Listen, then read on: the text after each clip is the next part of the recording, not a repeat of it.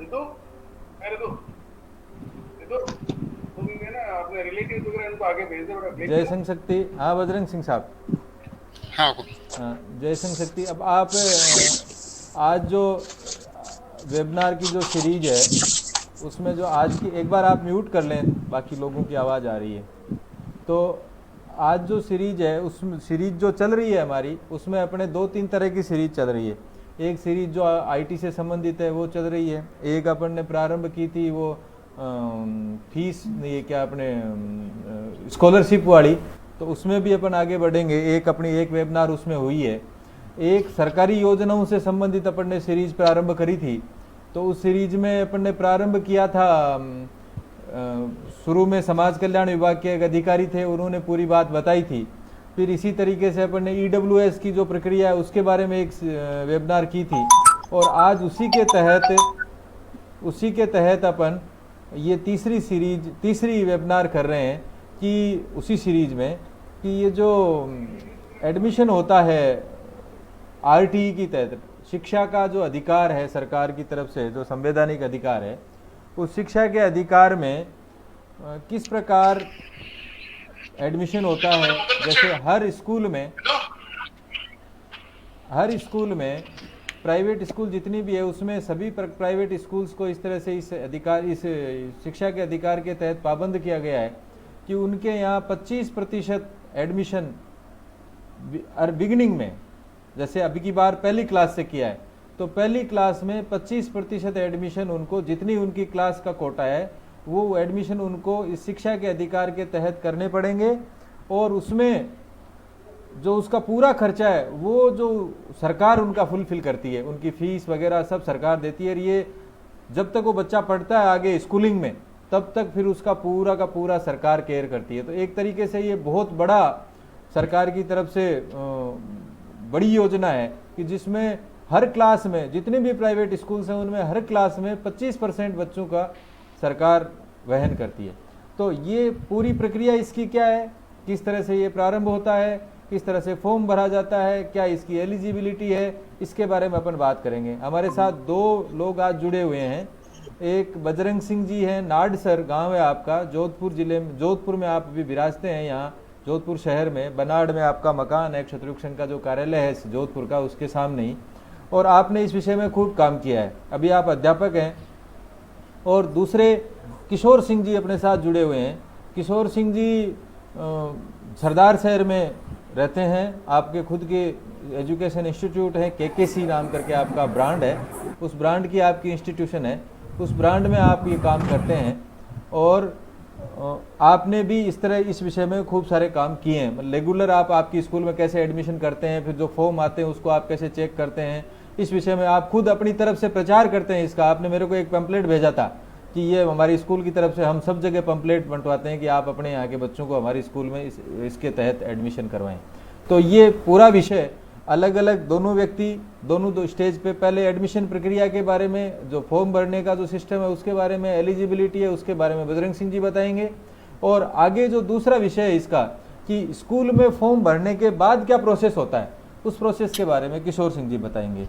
आप सभी लोग जो लोग लाइव जुड़े हुए हैं उनसे निवेदन है कि आप इसको आगे शेयर भी करें, आपके अधिकतम लोगों तक इसको पहुंचाएं। और आपकी कोई क्वेरीज हो तो आप नीचे उसमें मैसेज करके डालें, तो हम लोग उसको जितना हो सकेगा। लेकिन थोड़ा सा ये ध्यान रखें कि जो नीतिगत निर्णय है कि सरकार ने ऐसा क्यों कर दिया, उसका हमारे पास जवाब नहीं है, तो वो उस प्रश्न का कोई मतलब नहीं है। हम ये प्रश्न पूछें कि इस प्रोसेस में आपके कहाँ अटक रहे हैं, इस प्रोसेस में आप और क्या कर सकते हैं, या ये कहाँ समझ में नहीं आता है, उस विषय में कोई प्रश्न हो तो जरूर पूछें। तो बजरंग सिंह जी शुरू करें। बजरंग सिंह जी नाड सर। ठीक, जय संघ शक्ति हुकुम। हाँ हुकुम, आवाज आ रही है सर? हाँ सर आ रही है, शुरू करें। जैसा कि रेवंत सिंह साहब ने बताया, पहले तो हम इस चीज को पूरी तरह से समझ लें कि ये क्या चीज है जो हमारी खुद की सुविधा के लिए है और हम इसका फायदा नहीं उठा पा रहे हैं।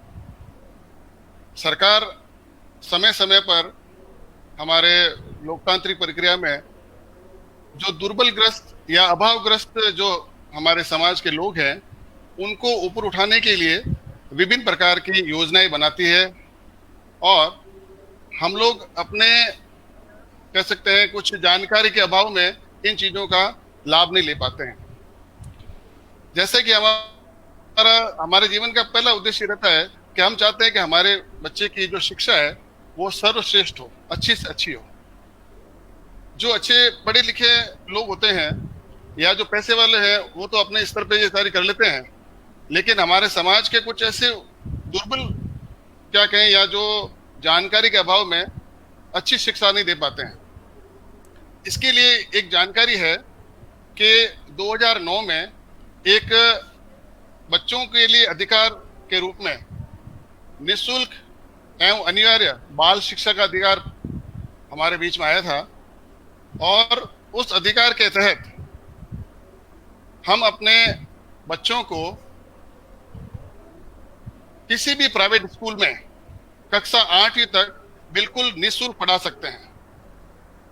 अब उस निःशुल्क पढ़ाने के अधिकार को हम किस तरह से लाभ ले सकते हैं, इसके लिए हमें 3 चीजों का ध्यान रखना है। पहली चीज ये है कि हमारा जो बच्चा है वह 5 से लेकर 7 वर्ष का होना चाहिए। पहले ये उम्र थोड़ी दूसरी थी, पिछले साल अलग था, लेकिन हम इस साल की बात करेंगे। अगर 31 मार्च 2020 को हमारा बच्चा 5 से 7 साल के बीच में आता है तो वह इस फॉर्म को भरने के लिए एलिजिबल होता है। उसके लिए आपको एक जन्म प्रमाण पत्र बनाना पड़ता है। जन्म प्रमाण पत्र के रूप में या तो ग्राम पंचायत या नगर पालिका का जो जन्म प्रमाण पत्र है वो भी काम आ सकता है। बच्चे का आधार कार्ड है, उसके ऊपर जन्म तिथि लिखी है, वो भी काम आ सकती है। या एएनएम या आंगनवाड़ी का जो रजिस्टर है उसमें अगर प्रमाणित कोई जन्म तिथि है बच्चे की तो वो भी काम आ सकती है। तो क्योंकि पहले बात यह है कि अगर हमारा बच्चा 5 से लेकर 7 से वर्ष के बीच का है तो ही वह एलिजिबल होगा। और तारीख अपन को ध्यान रखनी है उसके मिलान के लिए 31 मार्च 2020। कुछ लोग इसको जुलाई मान लेते हैं, कुछ लोग इसको अप्रैल मान लेते हैं। तो अगर हमें इस आयु का निर्धारण करना है तो 31 मार्च 2020 का निर्धारण करेंगे। पहली प्रक्रिया हमारी पूरी हो गई कि हमने देख लिया कि हमारा बच्चा है वह इस उम्र के अंदर आता है। तो दूसरा हम देखते हैं कि इसके अंदर ऐसे माता पिता अभिभावक जो दुर्बल वर्ग से आते हैं। अब दुर्बल वर्ग से हमारे जो इस कानून के अंदर क्या व्याख्या दी गई है कि ऐसे अभिभावक जिनकी वार्षिक आय 2,50,000 या उससे कम हो। अगर किसी भी अभिभावक की आय वार्षिक आय 2.5 लाख या 2.5 लाख से कम है तो वो इसके लिए एलिजिबल है। अब ये जो आय का निर्धारण है ये तहसीलदार या अपन नोटरी से आय प्रमाण पत्र बनाकर भी कर सकते हैं। अगर ये नहीं है तो और किनको ये सुविधा मिलती है। हम अपने समाज की बात करें तो ऐसे जो युद्ध विधवाओं के जो हमारे बच्चे हैं वो, या बीपीएल कार्ड जिनके पास हैं वो, या निःशक्त बालक यानी कोई हैंडीकैप बच्चा है वो भी इस श्रेणी में आता है। उसके बाद में अगर कोई बच्चा कैंसर या एचआईवी से पीड़ित है या उसके माता पिता एचआईवी या कैंसर से पीड़ित है वो बच्चा भी इस कैटेगरी में आ सकता है। तो पहला हमने आयु का निर्धारण कर लिया कि हाँ हमारा बच्चा 5 से 7 साल के बीच में आ रहा है। फिर हमने दुर्बल वर्ग के रूप में 2 से 2.5 लाख रुपए का हमने प्रमाण पत्र बना लिया। तो तीसरी चीज आती है हमारा निवास स्थान, क्योंकि इसमें आप जिस वार्ड में या जिस ग्राम पंचायत में रहते हैं, जिस नगर पालिका क्षेत्र में रहते हैं, उस वार्ड के ही 15 स्कूलों के अंदर आप अपना फॉर्म ऑनलाइन प्रेफरेंस वाइज दे सकते हैं। अब निवास के लिए आपको किन किन चीजों का सहायता मिल सकती है निवास या पता प्रमाण के लिए? या तो आपके पास मूल निवासी प्रमाण पत्र हो, आधार कार्ड में पता लिखा हो, राशन कार्ड उस वार्ड का हो, मतदाता पहचान पत्र हो, ड्राइविंग लाइसेंस हो। अगर ये भी नहीं है तो बिजली या पानी का बिल जिसमें पता लिखा हुआ हो और वह 6 माह से ज्यादा पुराना नहीं हो। ये 3 चीजें हमारे पास आ जाती है। बच्चे का आय प्रमाण जन्म प्रमाण पत्र, हमारा आय प्रमाण पत्र और हमारा जो हमारा डोमिसाइल है, जो पता है निवास का, वो ये 3 चीज हमारे पास आ जाए तब हमें सीधे ई मित्र की ओर रुख करना चाहिए।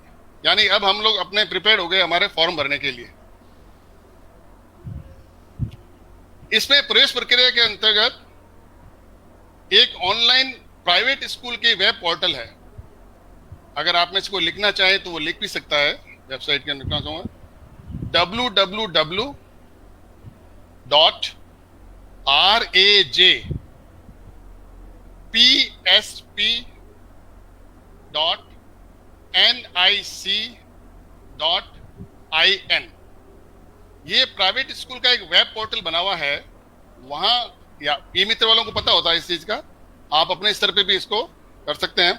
वहां जाके आप देखेंगे तो आरटी का फॉर्म भरने की प्रक्रिया वहां पे दी हुई है। इसके अलावा अगर आप चाहें तो आप एक अपने मोबाइल में भी एक ऐप डाउनलोड कर सकते हैं। उस ऐप का नाम है राजस्थान प्राइवेट स्कूल ऐप। आप उसको इंस्टॉल कर लीजिए गूगल प्ले स्टोर में जाकर। अपने मोबाइल पे भी वो आपके इंस्टॉल हो गया और उसके अंदर जो सारी प्रोसीजर आपको स्टेप बाय स्टेप लिखी हुई है उसको आप फॉलो करेंगे तो भी आप इसका फॉर्म भर सकते हैं। अब जब ये हम लोग ई मित्र के पास जाते हैं या अपने मोबाइल से ये चीज भरते हैं तो मेरा एक निजी अनुभव रहा है कि हम लोग बहुत ही जल्दीबाजी में ये फॉर्म भरने की कोशिश करते हैं, क्योंकि ई मित्र वाले थोड़े से क्या होते हैं, जल्दी जल्दी अपना काम करना चाहते हैं और आपको फ्री करना चाहते हैं। हम भी चाहते हैं भाई फटाफट यहाँ से निकले, लेकिन यहाँ आपको थोड़ा सा धैर्य और सटीकता से काम करना है। इसका कारण ये है कि जब आप फॉर्म भरने बैठते हैं उस समय बच्चे का जो नाम है, उसकी स्पेलिंग है, उसकी जो वर्तनी है, उसमें एक निश्चित मात्र की भी गलती नहीं होनी चाहिए। अंकित की जगह जल्दीबाजी में अंकिता हो गया, अंकिता सिंह की जगह अंकिता कंवर हो गया, या जन्म प्रमाण पत्र के अंदर कुछ और है, हमने फॉर्म में कुछ और भर दिया है।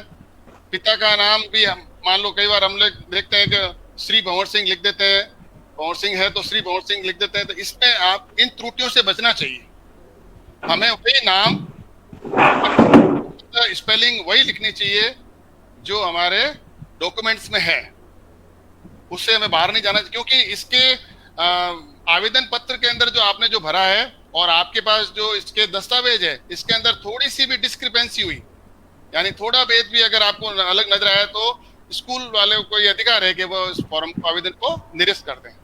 तो हम लोग उस प्रक्रिया, इतनी प्रक्रिया करने के बाद अगर हमारा फॉर्म निरस्त हो जाता है तो हमें भी दुख होता है और स्कूल वालों को भी दुख होता है कि भाई तो ई मित्र के पास या जब ये फॉर्म भरें तो आप बच्चे का नाम, उसकी स्पेलिंग, जन्म तिथि जो भर रहे हैं उसको बड़ी 2-3 बार जांच करने के बाद भरें। उसके पश्चात वो मोबाइल नंबर जो हमेशा आप एक्टिव रहता है वो नंबर आप उसमें अंकित करवाएं। ये होने के पश्चात आपका रजिस्ट्रेशन हो जाता है। रजिस्ट्रेशन होने के बाद में आपको एक आईडी और एक पासवर्ड दिया जाता है, आपके मोबाइल पे एसएमएस आता है। यानी अब आपने अपने जो प्राइवेट स्कूल आरटी के पोर्टल पे अपने एंट्री कर ली है और अब आपके पास आईडी और पासवर्ड दोनों आ गए। इन आईडी और पासवर्ड के माध्यम से अब आप अपना आवेदन भर सकते हैं। आप रजिस्ट्रेशन करवा दिया, आवेदन भरेंगे तो आवेदन भरते समय आपको ये ध्यान रखना है कि आपके उस वार्ड के अंदर 15 कम ज्यादा से ज्यादा 15 स्कूल हैं। जो प्राइवेट स्कूल है 15 आपके नजदीक में है, उनके अंदर आप आवेदन कर सकते हैं। आवेदन करते समय ध्यान रखना है कि कहीं वो आपका बच्चा लड़का है और आपने फॉर्म भर रहे हैं उसमें कोई ऐसी तो नहीं है कोई गर्ल्स स्कूल का भी आपने चॉइस दे दी है तो वो आपका फॉर्म निरस्त, वहां पे उस स्कूल में आपका एडमिशन नहीं होगा। तो को एजुकेशन है तो आप दोनों बच्चों को कहीं भी करा सकते हैं, तो इस चीज का भी विशेष ध्यान रखना है।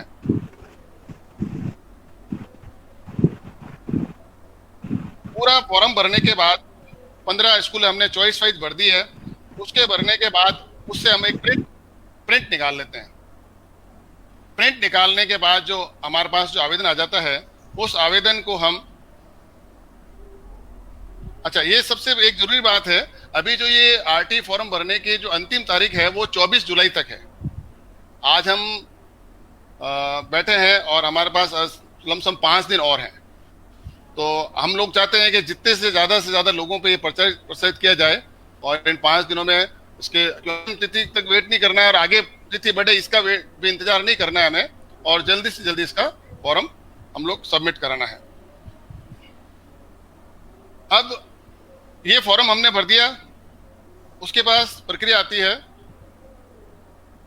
हमारे स्कूल में रिपोर्ट करने की। स्कूल में रिपोर्ट करने के लिए हमें 30 जुलाई तक इंतजार करना है, क्योंकि 30 जुलाई को पूरे राजस्थान की केंद्रीकृत लॉटरी निकलती है। उस लॉटरी के निकलने के बाद में जब आपके बच्चे का नाम प्रेफरेंस वाइज स्कूल में आ जाएगा, स्कूलों के पास भी वो लॉटरी के निकलने का जो परफॉर्मेंस आ जाएगा, तब हमें जो हमने आवेदन निकाला वो और उसके साथ संबंधित दस्तावेज हैं, जैसे अब दस्तावेज कौन कौन से स्कूल में लेके जाने हैं इसको आप बड़ा ध्यान से देख लीजिए। एक तो आवेदन पत्र जिस पर बच्चे का फोटो लगानी है, आपने आवेदन पत्र निकाला उसका रिसेंट साइज का रिसेंट आपने खिंचवाया फोटो लगानी है। उसके साथ बच्चे का जन्म प्रमाण पत्र, एड्रेस प्रूफ जो आपने दिया है वो, जिस वर्ग से आते हैं या जिस 2.5 लाख से कम वाले आय में भरा है तो वो प्रमाण पत्र, और एक रिपोर्टिंग प्रपत्र आता है वो आपके जब ऑनलाइन निकालेंगे तो उसके साथ निकलेगा। वो रिपोर्टिंग पत्र लेकर हम ये 5 चीजें लेकर स्कूल में जाके देते हैं। स्कूल में ये फॉर्म जमा होने के पश्चात स्कूल वाले हमें उसके नीचे से निकाल के रिसिप्ट देते हैं, यानी पावती, हमारा फॉर्म अब जमा हो गया है।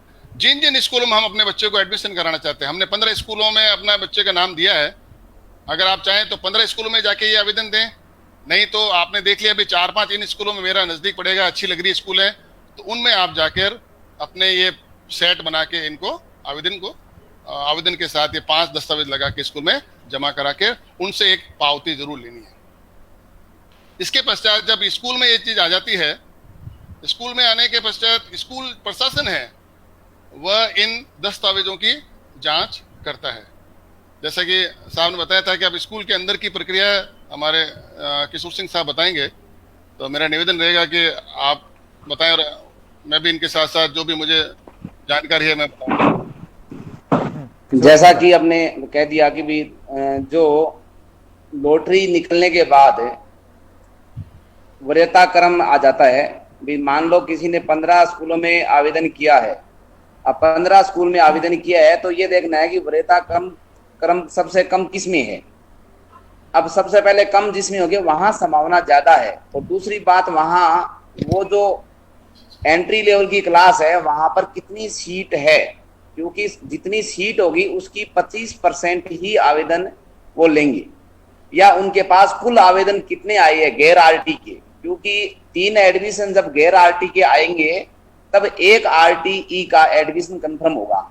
तो सबसे पहले जैसे मान लो लॉटरी में निकलने के बाद उनकी कोई एक स्कूल ऐसी है, कोई 5 स्कूलें जिसमें सबसे कम वरीयता क्रम आया है, 5 में कर दो, 10 में कर दो, जैसे आवश्यकता होती है उस हिसाब से हम कर सकते हैं नजदीकी एरिया के हिसाब से।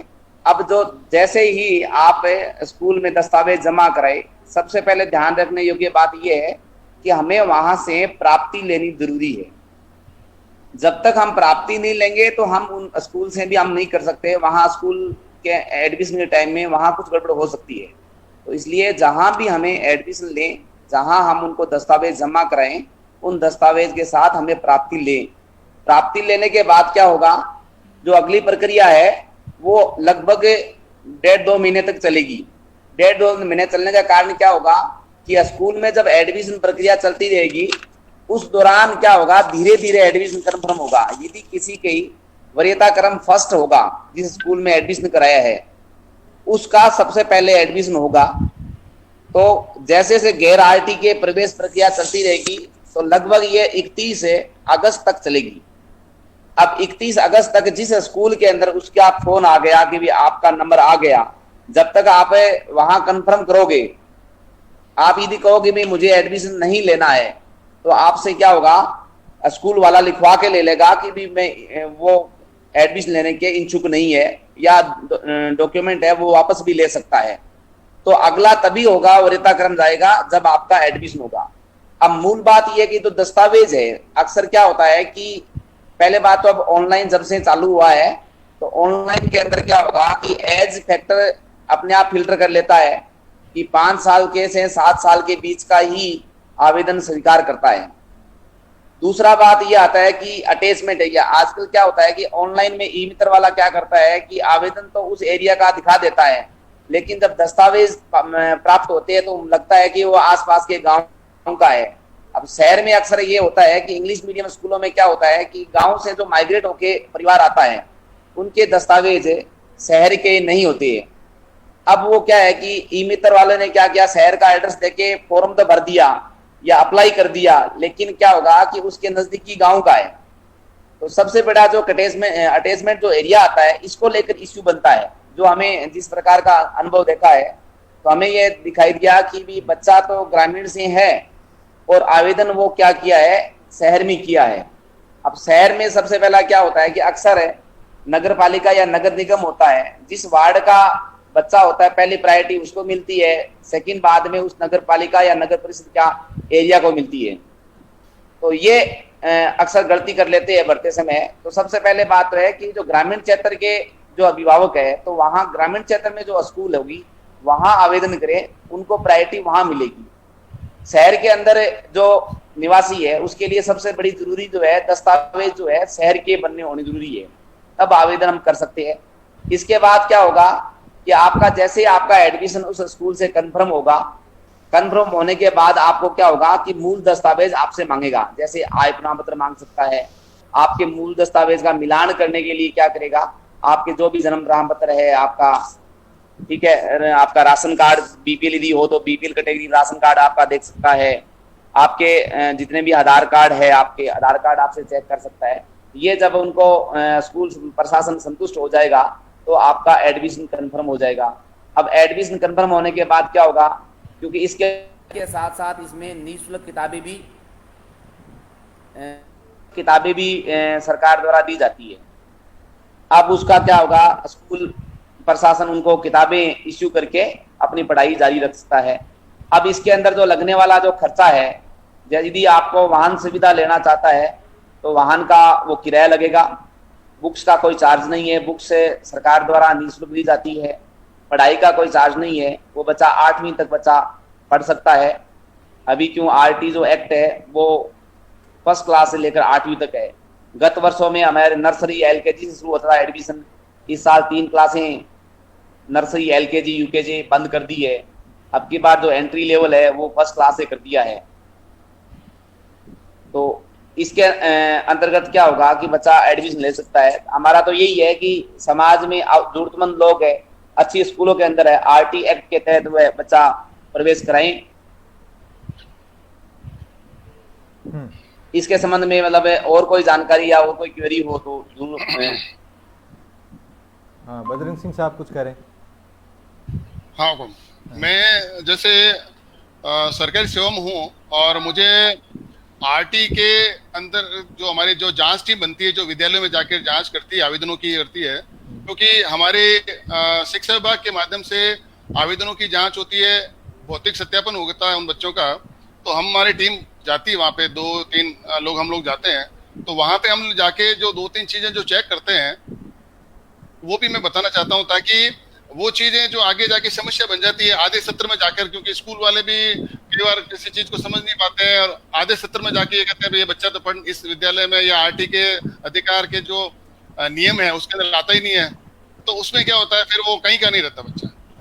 तो एक तो क्या जो आपने बताया कि आवेदन भरते हैं उस समय एक बड़ी गलती हो जाती है कि जैसे मैं हूँ नाट सर का बच्चा है और हम लोग यहाँ सर्विस कर रहे हैं जोधपुर में और अपने बच्चे को यहीं पे एडमिशन कराना चाहते हैं। कहीं आंधी आ रही है, हमारे 1 मिनट, जो शायद किशोर सिंह जी आपकी आवाज चल रही है क्या? चूरू में आंधा घनी नहीं तो ये आवाज नहीं मारे चूरू में कौन है, मैं ना ऑफिस में बैठे हूँ मैं।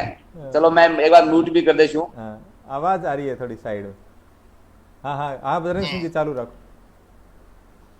तो इसमें क्या होता है, सब समस्या ये आती है कि सपोज कीजिए मैं नाटसर गांव का रहने वाला हूँ और मैं अभी जोधपुर में रह रहा हूँ और अपनी सर्विस यहाँ कर रहा हूँ और बच्चों को यहीं, क्योंकि जोधपुर में हमारे बड़ी बड़ी अच्छी अच्छी स्कूलें हैं, तो सबसे पहले मैं अपना ये काम करूँ कि आधार कार्ड में अपने जोधपुर का एड्रेस लिखवाऊं, चेंज कराऊं, या जिस वार्ड में मेरे बच्चों को एडमिशन करवाना चाहता हूं उस वार्ड के निवासी का ऐसा प्रमाण पत्र जो पुख्ता हो वो मैं तैयार करवा दूं।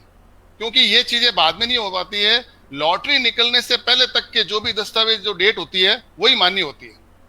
हम सोचते हैं कि भाई बाद में जुलाई अगस्त में जाके हम लोग अपने आधार कार्ड चेंज करवाते हैं, ये करते हैं, तो फिर बाद में वो टेक्निकल समस्या आ जाती है कि बच्चे का जो आपने आवेदन तो करवा दिया था 1 अगस्त को और आप 16 अगस्त को आपका आधार कार्ड में ये तारीख आई हुई है। तो हम चाहते हैं कि जागरूकता से हम अपने आधार कार्ड के अंदर जिस वार्ड के अंदर अपने बच्चे का एडमिशन कराना चाहते हैं उस वार्ड का ही एड्रेस हो, अन्यथा वो सबसे पहला एक आवेदन निरस्त होने का कारण यही बनता है। जांच अधिकारी सबसे पहले ये देखते हैं कि उस कैचमेंट एरिया का वो बच्चा है कि नहीं। अगर उस कैचमेंट एरिया का बच्चा नहीं है तो उस बच्चे को प्रेफरेंस दी जाती है और हम लोग उसको वहां से उसके फॉर्म को निरस्त कर देते हैं। दूसरी कि हम जब बच्चे का आवेदन भरते हैं उस समय तक हमारे को जो डेट ऑफ बर्थ के लिए चाहे आंगनवाड़ी केंद्र का हो, चाहे एएनएम के रजिस्टर का प्रमाण पत्र हो, या किसी हॉस्पिटल में बच्चा हुआ है तो उसका प्रमाण पत्र काम आ जाता है। लेकिन जब हम आवेदन जमा कराते हैं तब तक हमारे बच्चे का जन्म प्रमाण पत्र बन जाना चाहिए, आधार कार्ड बन जाना चाहिए, क्योंकि इसके अभाव में भी फॉर्म निरस्त हो जाते हैं। एक इसमें प्रश्न आया है इस संबंध में, आपके जन्म प्रमाण पत्र के संबंध में एक प्रश्न आया है कि जन्म प्रमाण पत्र नहीं हो तो शपथ पत्र चलता है क्या? नहीं, शपथ पत्र नहीं, उसके अभाव में 4 और सपोर्टिंग डॉक्यूमेंट हो सकते हैं। या तो अस्पताल या सहायक नर्स जो एएनएम होती है उसके रजिस्टर के अंदर इंदिराज को अभिलेख हो, या आंगनवाड़ी का हो अभिलेख, या आधार कार्ड। शपथ पत्र इसमें मान्य नहीं है सर। ठीक ठीक, आप कंटिन्यू करें। हाँ सर। उसके बाद में ये सारे जो हम दस्तावेज जमा कराते हैं स्कूल में ले जाके, वहाँ दस्तावेज की तारीख किस तारीख से पहले तक बने होने चाहिए, ये होता है लॉटरी के ऊपर डिसाइड। जिस दिन लॉटरी निकल गई, यानी अभी इसका लॉटरी का तारीख है 30 जुलाई, तो 30 जुलाई से पहले ये सारे अपने डॉक्यूमेंट ये सही करवा लें, जन्म प्रमाण पत्र बना लें, आधार कार्ड बना लें, ये सब 30 जुलाई से पहले के। उसके बाद के होंगे तो विद्यालय या जांच अधिकारी आवेदन को निरस्त कर सकते हैं। तो उस निरस्तता की प्रक्रिया से बचने के लिए हमने पहले ये चीज नोट बात करके करवा ली जाएगी। दूसरा, आवेदन की जांच में जो जांच अधिकारी आते हैं स्कूल में, जो प्राइवेट स्कूल में जब बच्चा पढ़ रहा है तो वो भौतिक सत्यापन करने आते हैं। तो सबसे पहले तो उस बच्चे से मिलते हैं और कभी कभी वो बच्चों के अभिभावकों को भी बुला लेते हैं। तो उस समय वो बच्चों से ही पूछते हैं कि भाई स्कूल वाले आपसे कोई फीस तो नहीं ले रहे हैं, या आपके साथ कोई भेदभाव तो नहीं किया जा रहा है, इस तरह की बातों को वो पूछते हैं। उसके बाद में वो डॉक्यूमेंट की जांच करते हैं। जांच में सबसे पहले ये देखते हैं कि ये बच्चा किस वर्ग का है, क्योंकि हम जहाँ मैं अपने समाज तक की बात को लिमिट में रखूंगा, तो हम लोगों में से एक तो वो जो 2.5 लाख की आय, वार्षिक आय, अब ये वार्षिक आय का प्रमाण पत्र भी एक होता है जिसमें हम लोग अपने नोटरी से प्रमाण पत्र जो शपथ पत्र पर लिखवा के भी दे सकते हैं, या हम किसी संस्था में काम कर रहे हैं उस संस्था के जो डीडीओ होते हैं, आहरण वितरण अधिकारी होते हैं, उनके द्वारा जारी वार्षिक आय का वो भी काम आ सकता है। और उसके बाद में जो तहसीलदार के द्वारा भी प्रमाणित जो आय का एक प्रमाण पत्र होता है वो भी इसके काम का है। आजकल तहसीलदार जारी नहीं करता है, आजकल नोटरी वाला ही मान्य हो रहा है।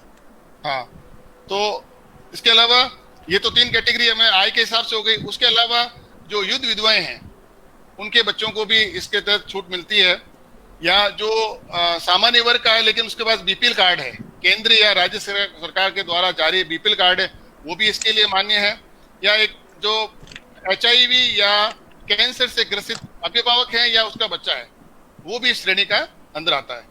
तो ये इनमें से कोई एक प्रमाण पत्र जरूर आना चाहिए कि भाई आप इस आरटी का लाभ ले रहे हैं तो आप किस वर्ग के अंतर्गत आते हैं, 2.5 लाख से कम इनकम के आ रहे हैं, बीपीएल के आ रहे हैं, या कैंसर या HIV के पीड़ित हैं, या युद्ध विधवाएं हैं। तो इनमें से किसी को, ठीक है। उसके साथ निवास प्रमाण पत्र, वो अभी अपने चर्चा काफी कर ली है। निवास के लिए आपका राशन कार्ड है, मतदाता पहचान पत्र है, लाइसेंस है, और क्या कहते हैं आधार कार्ड है, लाइट या पानी का बिजली पे लिखा हो, लेकिन वो 6 महीने से पुराना नहीं हो। एक प्रश्न आया इस बीच आपके वार्षिक आय वाले से संबंधित कि इसमें जैसे गवर्नमेंट सर्वेंट है तो उसकी तो फिक्स है, उसका डीडीओ लिख के दे देगा, लेकिन और वो लगभग 2.5 लाख से ज़्यादा ही होती है जो गवर्नमेंट सर्वेंट होते हैं मोस्टली। लेकिन हमारे समाज का बड़ा हिस्सा जो है वो खेती करता है या फिर कोई जो प्राइवेट जॉब करते हैं छोटा मोटा, तो वहाँ पर आप आसानी से वो सर्टिफिकेट बना सकते हैं नोटरी से। जैसा आपने बताया तहसीलदार वाला नोटरी, कोई भी आप जाके बात करेंगे तो किसान की आय का भी सर्टिफिकेट बनाना पड़ेगा। हाँ बिल्कुल। हाँ मतलब आप जिस वर्ग को लेना चाहते हैं छूट, आप किसान है तो किसान है, तो आप बाकी कैटेगरी में आ नहीं रहे, बीपीएल में आ नहीं रहे, कैंसर वाले में नहीं आ रहे, तो आपको 2.5 लाख वाला बनाना पड़ेगा, वो तो नोटरी से बनेगा आपका। तो वो इसमें अधिकतम लाभ लोग ले सकते हैं क्योंकि किसान की आय का कोई मापदंड नहीं होता है, तो वो आप बिल्कुल नोटरी में क्या सबसे अच्छी बात है सर कि आप ना कोर्ट में गए, अपना नाम परिचय दिया किया और नोटरी बना दिया, बस। इसमें क्या सबसे सरल प्रक्रिया है, आय प्रमाण पत्र के इससे सरल प्रक्रिया सरकार नहीं कर सकती, क्योंकि इसने बहुत ही अच्छा है, बंदा जाता है बनवाता है और लेके आ जाता है, इसमें कोई सामने वाले के जितने भी जो जेन्युइन फीस होती है देनी होती है। बाकी इससे पहले प्रक्रिया में बहुत तहसीलदार साहब के पास या उस प्रक्रिया में बहुत ज्यादा जटिलताएं थी, अब तो बहुत सरल हो गया है काम। इसके अलावा अब अपन चलते हैं आयु संबंधी जांच करते हैं। तो आयु संबंधी जांच में जैसे कि मैंने बताया कि जन्म प्रमाण पत्र होना चाहिए या आधार कार्ड होना चाहिए, ये दोनों नोटरी निकलने के पहले आपने बना लेना चाहिए। उससे पहले फॉर्म आवेदन करते समय आपके आंगनवाड़ी वाला या एएनएम का रजिस्टर है या अस्पताल का जो आपकी पर्ची है वो काम आ सकती है, लेकिन उसके बाद में आपके वो पक्के सबूत होने चाहिए। मतलब कि पहले आप फॉर्म भरते समय आप ये सब चीजें लगा सकते हो, लेकिन एडमिशन के समय आपके पास जन्म प्रमाण पत्र या आधार दोनों में से एक चीज होनी जरूरी है। बिल्कुल बिल्कुल। हाँ सर। अब ये जो लॉटरी की प्रक्रिया है, इसमें थोड़ा सा अपन को अवेयर रहना पड़ेगा। एक तो कुछ स्कूल्स खुद हमारे से कांटेक्ट कर लिया, हम लोग जब फॉर्म आवेदन जमा करा देते हैं तो वो क्या करते हैं कि जैसे 1 आरटी का बच्चा लेंगे और 3 जो फीस देने वाले बच्चे उनका एडमिशन करेंगे।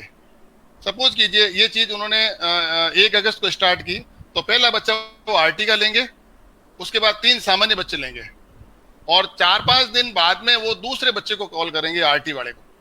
तो इसमें थोड़ा सा प्रक्रिया में लंबी चलता है, तो आप ये कोशिश कर सकते हैं कि हम उस स्कूल प्रशासन से निरंतर संपर्क में रहें। कई बार संपर्क के अभाव में भी हमारा आवेदन या निकल जाता है या हम लोग इससे सुविधा से वंचित रह जाते हैं। तो इसमें थोड़ा विशेष ध्यान रखें कि रोस्टर प्रक्रिया के कारण ये थोड़ा सा प्रोसीजर लंबा हो जाता है,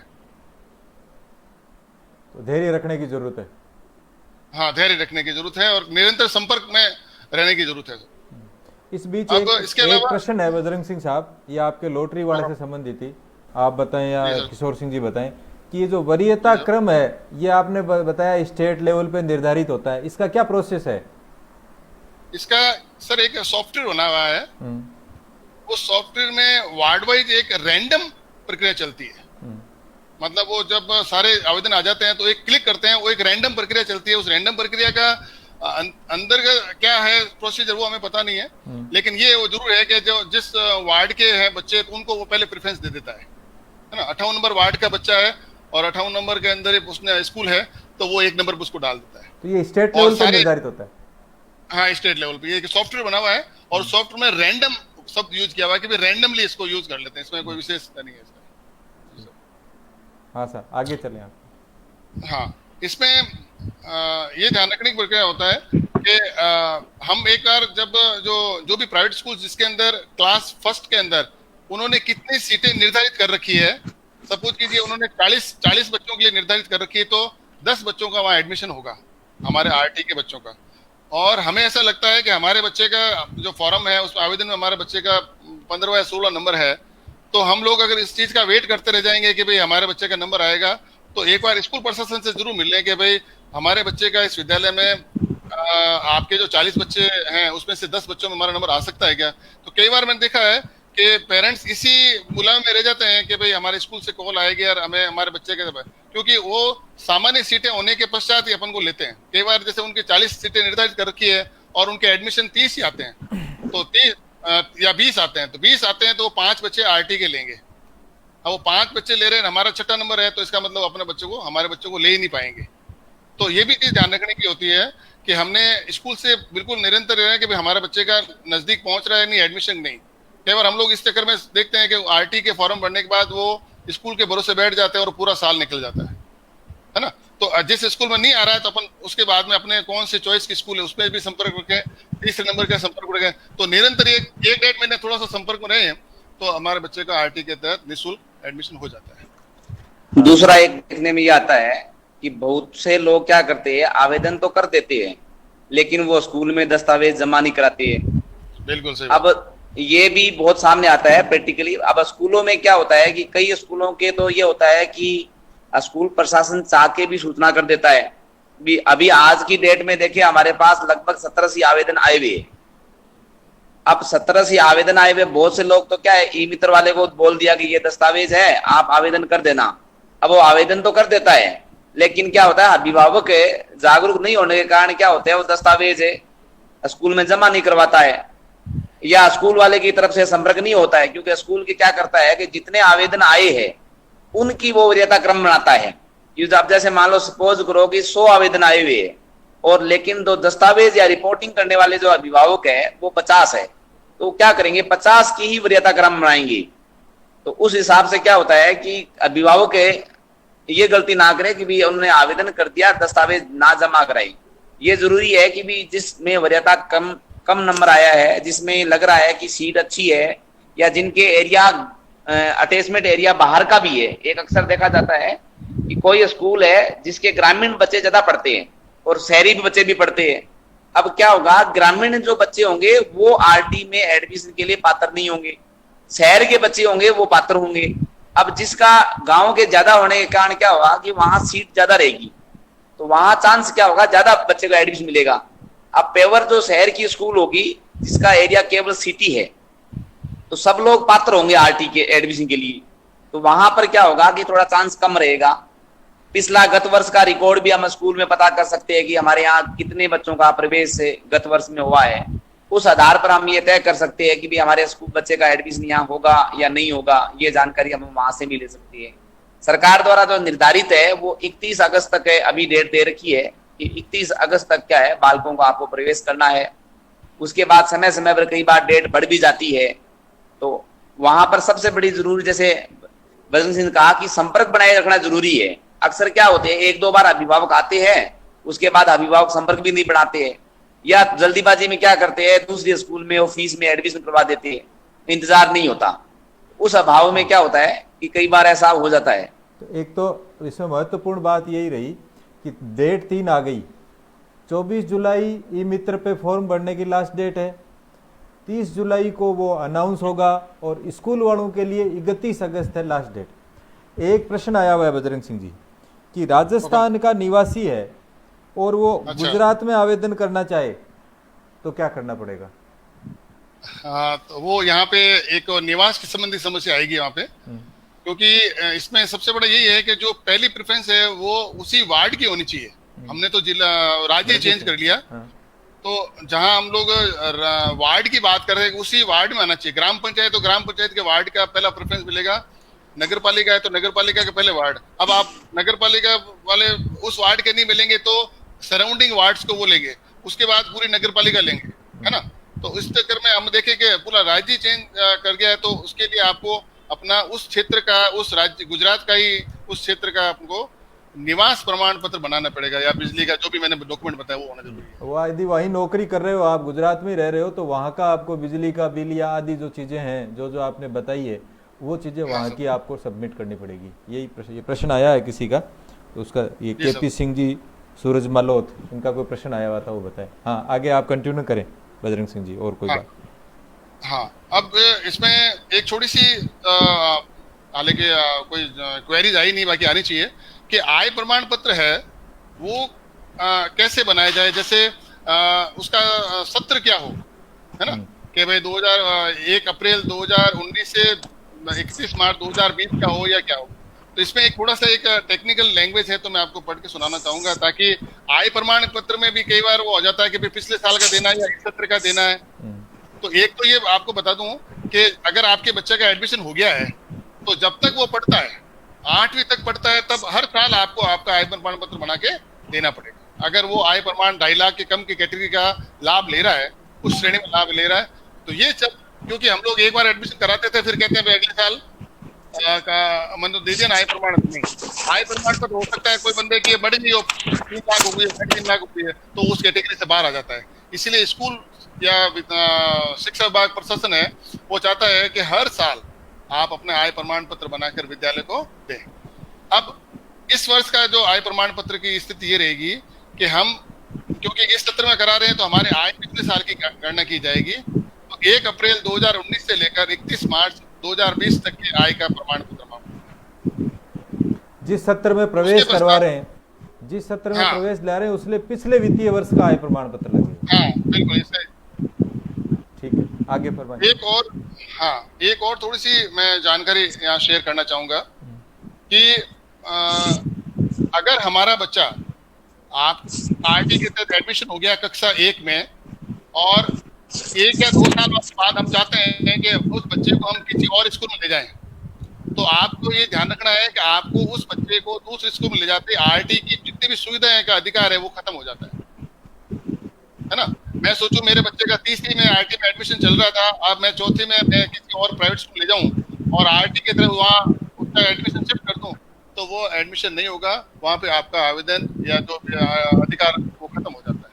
उसी विद्यालय में जहाँ पहली कक्षा में एडमिशन हो गया है, 8वीं वहीं से तक करेगा, तब तक उसको ये सुविधा मिलेगी। ये एक बहुत बड़ी जानकारी है। इसके अभाव में पेरेंट्स स्कूल चेंज करवा लेते हैं और बाद में कहते हैं यार हमें ध्यान नहीं था, और एक बार आपकी किस्ती कट गई उसके बाद में आपको स्कूल वाले प्रशासन आपके लिए कुछ मदद नहीं करते।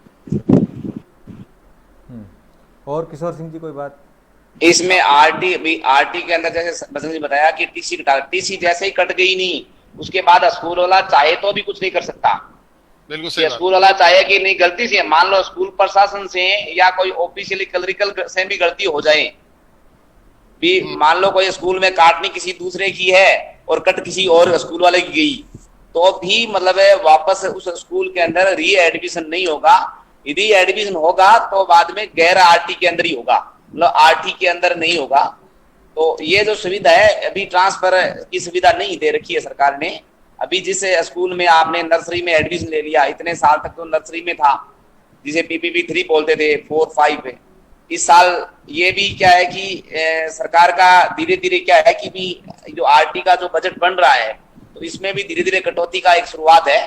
तो इसमें क्या है, इस साल फर्स्ट क्लास में दिया है। अब फर्स्ट क्लास के अंदर क्या होगा, 5वीं बच्चा 5 साल से लेकर 7 साल तक की उम्र में करेगा, आवेदन कर सकता है। इसके बाद वो 8वीं क्लास तक रेगुलर पढ़ाई वहां कर सकता है। तो अभी क्या है, इस माध्यम से हम तो लोगों को ये कहना चाहता है कि भी अभी इस चीज की जागरूकता बहुत कम है, लोग बहुत कम आवेदन कर रहे हैं। तो ज्यादा से ज्यादा क्या है, आरटी में आवेदन करें। और आजकल तो क्या है कि हर शहर में इतने स्कूलें हैं प्राइवेट है, तो वहां पर क्या होगा कि इजी वे से एडमिशन भी हो जाता है। हाँ, किशोर सिंह जी कुछ फरमा रहे थे, क्या बजरंग सिंह जी? हाँ सर, अब मैं इन जानकारियों में एक और जानकारी देना चाहूंगा कि जब हम आवेदन कर देते हैं और एक लॉटरी से हम देखते हैं एक लिस्ट निकलती है और हमें लगता है कि भाई 1 नंबर पे हमारे स्कूल बच्चे का नाम आ गया है और हम निश्चिंतता कर देते हैं कि ऐसा नहीं है। जब तक हम अपना आवेदन उस स्कूल में जमा नहीं कराएंगे और उसके साथ संबंधित डॉक्यूमेंट जमा नहीं कराएंगे, तब तक आपका जो प्रवेश है वो नहीं माना जाएगा, है ना। तो ये चीज मैं बार बार इसीलिए कह रहा हूँ कि हम लोग क्या ई मित्र से प्रिंट निकाल के वगैरह बैठ जाते हैं कि ऑनलाइन हमने सबमिट कर दिया और उस स्कूल वाले अपने कॉल करेंगे। नहीं, जैसा किशोर सिंह साहब ने पहले फरमाया है कि हम लोगों को आवश्यक दस्तावेज हर स्कूल में जिसमें हम लोग एडमिशन करवाना चाहते हैं, सिर्फ एक स्कूल में नहीं कराएं। आप भी अपने एक प्रेफरेंस बना लें कि भाई मुझे डीपीएस, विद्याश्रम, सेंट्रल एकेडमी और ये 5 स्कूल, इसमें सब स्कूल में अलग अलग आपको आवेदन जमा कराना पड़ेगा। उसकी फोटोकॉपी करवा के आपको एक समस्या आती है नोटरी की, कि हम लोग जब नोटरी बनाते हैं और नोटरी का एक ओरिजिनल होता है, तो उसके फोटोकॉपी लेके आप 4-5 स्कूल में जमा करा दें और जिस स्कूल में आपका एडमिशन कंफर्म हो जाए उसके साथ वो ओरिजिनल जमा करवाएं। क्योंकि आप 5 स्कूलों में जमा करा रहे हैं तो 5 स्कूलों में नोटरी तो बना नहीं सकते, उतना खर्चा भी ज्यादा आता है। तो आप कोशिश ये कीजिए नोटरी एक ओरिजिनल बना लीजिए, उसकी कॉपी करवा लीजिए और जिस स्कूल में आपका ओरिजिनल कंफर्म हो जाए एडमिशन कंफर्म हो जाए, वहां पे आपका ओरिजिनल जमा हो जाए। ये भी एक आप सुविधा ले सकते हैं। एक प्रश्न आया है, वो वैसे तो आपने क्लियर हो गया इसमें पूरा ही, कि वो सीबीएसई में हो सकता है क्या? सभी स्कूलों में हो सकता है, सीबीएसई स्कूलों सभी में होगा प्राइवेट ही स्कूलों होगा। में। हाँ, सभी प्राइवेट स्कूलों में। हाँ, जिस स्कूल, हाँ, इसमें क्या है, बीच में ऐसा आया था कि जो कुछ स्कूल हैं जो धार्मिक संस्थाओं का नाम लेके चल रही हैं, है ना, कुछ स्कूल हैं जिन्होंने अपने उस हिसाब चला रहे, वहां पे आरटी के नियम वो थोड़ा शिथिलता है या नहीं, एडमिशन नहीं देते हैं। यहाँ एक जैसे एसपीएस में एक समस्या आई थी, सेंट पैट्रिक स्कूल में समस्या आई थी, तो आज उसका भी कुछ निराकरण हुआ है। बाकी सीबीएसई स्कूल है, चाहे राजस्थान गवर्नमेंट स्कूल, सारे स्कूलों में है। कुछ स्कूल वाले इसके लिए आनाकानी करते हैं, लेकिन आप उनसे इस मामले में आप बिल्कुल स्पष्टता से बात कीजिए कि ये आरटी का अधिकार है, ये क्योंकि ये कानूनी संवैधानिक अधिकार मिल चुका है।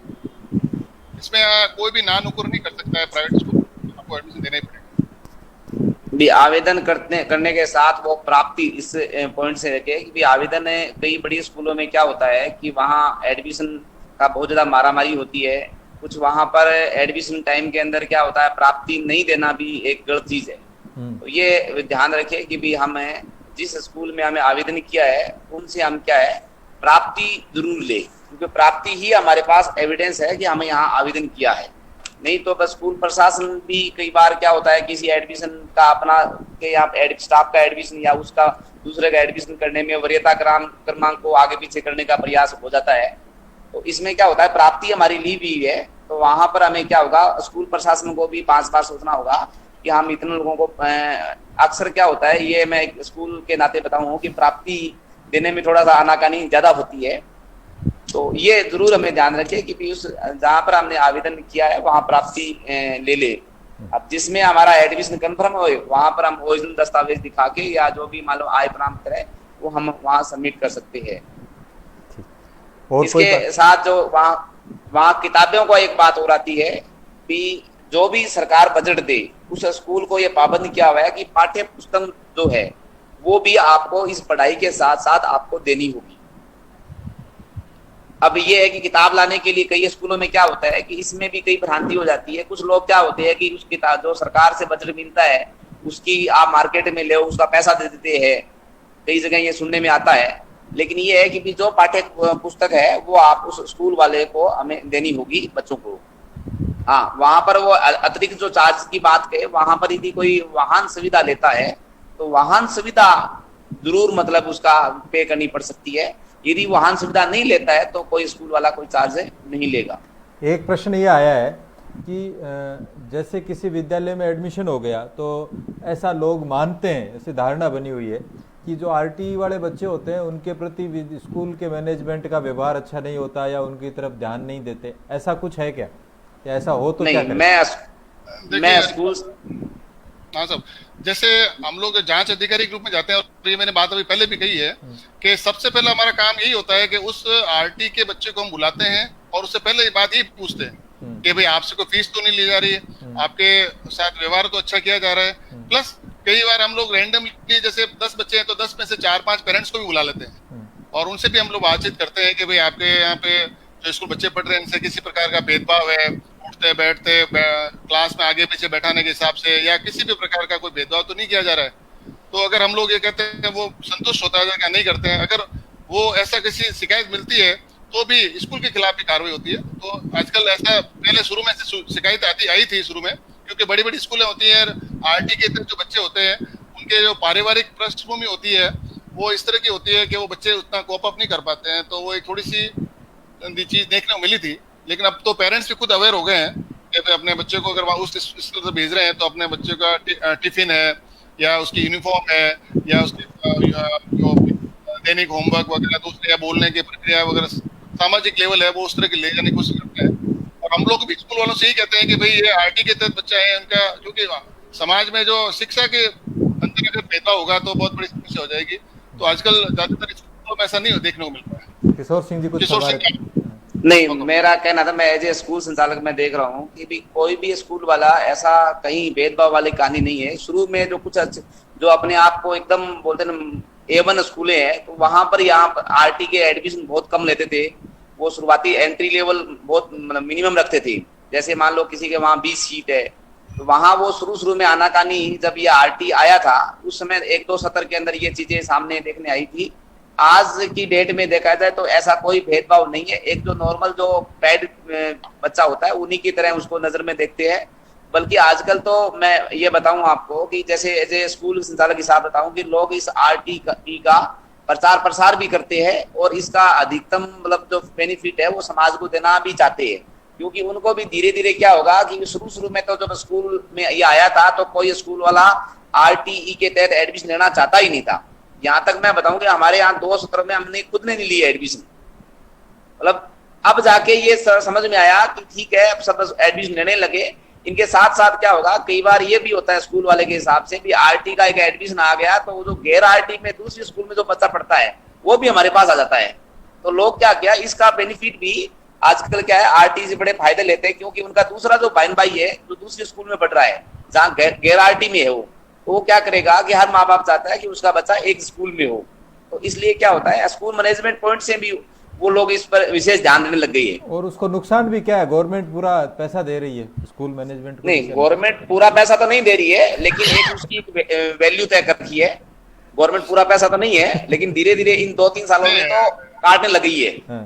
इसका निर्धारण तो इस तरह से होता है कि जो हमारी स्कूल की जो पूरे साल भर की जो फीस है वो फीस और गवर्नमेंट की जो मिनिमम फीस है उसमें से जो कम है वो स्कूल प्रशासन को दी जाती है। इसलिए थोड़ा सा ये पर ये किशोर सिंह जी ये बड़ा धर्म का काम है, साथ साथ में चलता रहना चाहिए। ना हम तो पूरे जोर शोर से इसका प्रचार प्रसार करते हैं। हम तो खुद चाहते हैं भी, हम तो खुद खुश होते हैं क्योंकि आरटी का एक एडमिशन लेंगे तो 2-3 जो उनके दूसरे भाई बहन है जो बड़े बच्चे हैं वो गैर आरटी के हमारे पास आएंगे।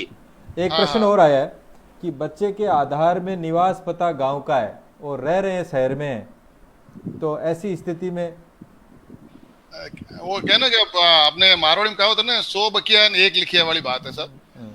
मैं कितना ही कहूँ कि मैं जोधपुर का रहना हूँ उससे कोई मतलब नहीं है। हमारे आधार कार्ड के अंदर ही हमारा एड्रेस सही होना चाहिए, उसी वार्ड का होना। आधार में बदल दिया जाता है, आसानी से बदल जाता है आधार में तो बिल्कुल। हाँ, 1-2 सपोर्टिंग डॉक्यूमेंट लगते हैं और बना देते हैं। आधार में ये बड़ा इश्यू है। मैं बताऊं, शहरों में हर अभिभावक जो शहर में नौकरी पेशा करने के लिए या कैसे भी माइग्रेट हो गया है, अब वो बच्चा वहां शहर के स्कूल में इंग्लिश मीडियम में एडमिशन करना चाहता है। अक्सर हिंदी मीडियम का इतना क्रेज नहीं है आरटी का। ज्यादातर जो आर्ट का जो क्रेज बना हुआ है कि वो थोड़ा सा अच्छी स्कूल में और इंग्लिश मीडियम में बच्चा का एडमिशन कराना चाहता है और माइग्रेट गांव से हुआ है। उनमें बड़ी दस्तावेज का इश्यू रहता है। हर साल हम ये सामने आता है, बहुत से ये अटैचमेंट एरिया जो है उसको लेकर इश्यू बनता है। तो ये जरूरी है कि भी आवेदन जो निकल रहा है जैसे लास्ट डेट है उनसे पहले अपने दस्तावेज है शहर के बना ले, या कुछ दस्तावेज जो है मिनिमम जो दस्तावेज है वो उस सिटी से बनवा ले, तो क्या होगा वो पात्र होगा, अन्यथा वो पात्र नहीं होगा। भी जहां मान लो गांव का है तो उस गांव में ही पात्र होगा, दूसरी गांव पंचायत में भी नहीं होगा। ग्रामीण में क्या होता है, पहले उसका गांव, उसके बाद उसकी पंचायत। शहर में होता है पहला वार्ड, उसके बाद उसकी नगर पालिका या नगर परिषद। तो ये इसका प्रायोरिटी होती है, पहले उस वार्ड वाले को मिलेगी फिर उस नगर पालिका को एडमिशन मिलेगा। अब नगर पालिका के बाहर का, चाहे वो गांव का हो, चाहे वो दूसरे राज्य का हो, चाहे दूसरे जिला का, उनको हम आवेदन नहीं ले सकते। ठीक है, ये मोटी जानकारी। हाँ बजरंग सिंह साहब। हाँ, एक जैसे अभी बीजेएस में एक मेरी उड़ान स्कूल करके संचालित है, उनके प्रशासक हैं डॉक्टर ब्रिजेंद्र सिंह राठौड़ करके हैं। मैंने देखा है और उनके जो प्रिंसिपल है सुमन जी शेखावत, वो लोग आरटी के तहत बच्चों के एडमिशन के लिए प्रेरित करते हैं।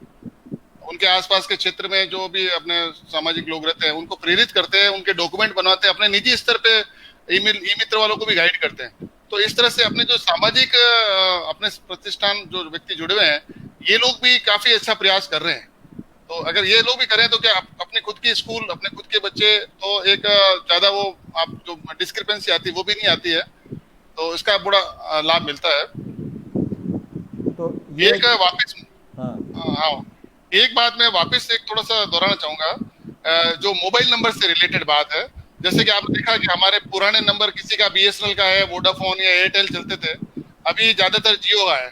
तो ये 2 नंबर होने से क्या होता है कि कई बार वो स्कूल प्रशासन उनसे संपर्क करना चाहता है तो वो संपर्क नहीं हो पाता, या कोई मैसेज करते हैं तो मैसेज नहीं पहुंच पाता।